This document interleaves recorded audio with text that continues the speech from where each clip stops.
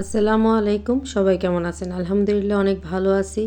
আর ভালো থাকলে তো আসলে একটু ঘুরতে মনে চায়। আর আজকে চলে যাব আরেক বান্ধবীর দাওয়াতে। আর কোন বান্ধবীর বাসায় যাব দেখতে হলে ভিডিওটির পাশে থাকতে হবে। আর উনি আসছে আমাকে একটু লিফট দেওয়ার জন্য।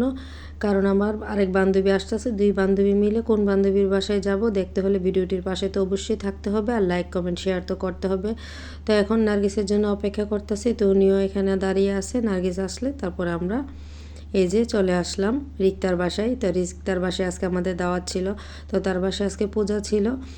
আর তার আমন্ত্রণই আজকে তার বাসায় চলে আসলাম। আর ধর্ম নিয়ে আসলে কেউ কোনো বাড়াবাড়ি করবেন না, কেউ কোনো বাজে কমেন্ট করবেন না। ধর্ম হচ্ছে যার ধর্ম যে পালন করে। তো এইখানে আপনারা কোনো কিছু বাজে কমেন্ট করবেন না। আর আমরা হচ্ছে সেই স্কুল লাইফ থেকে বান্ধবী, আমাদের বন্ধুত্ব প্রায় ৩৫ বছর হয়ে গেছে, কিন্তু আপনারা বাজে কমেন্ট করবেন না। আর বন্ধুত্বের টানে আসলে আমরা এখনও একজনের সাথে যোগাযোগ করি, বা একজনের বাসায় আমরা এখনও যাওয়া আসা করি, আড্ডা দিই সুযোগ পেলেই। বন্ধের সময়গুলোতে বিশেষ করে আমরা সবাই মিলে আড্ডা দিতে খুবই ভালোবাসি। আর এই হচ্ছে বান্ধবীর হাতের বানানো মজাদার মুখরোচক সব খাবার। আর আজকের দিনে আসলে খুবই স্পেশাল খাবার তৈরি হয় প্রতিটা ঘরেই। আর খাবারগুলো আসলে খেতে অনেক সুস্বাদু এবং অনেক মজাদার ছিল।